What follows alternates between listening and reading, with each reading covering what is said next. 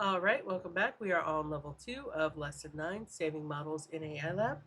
So it says do this, select the class column as labeled and press the continue button.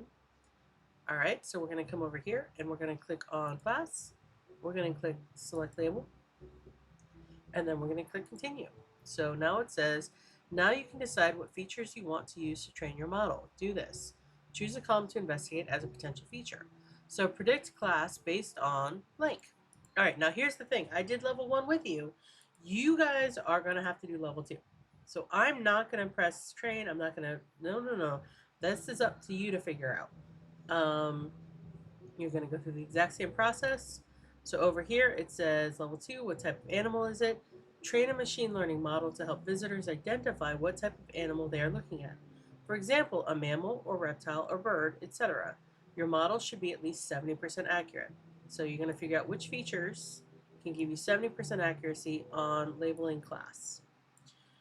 So after you figure out which ones do that and you write it in here, then you're going to save your model and create a model card. The zoo has asked us to use the following information for the intended use and limitation section. So just like you did on level 1, you're going to copy this and you're going to paste.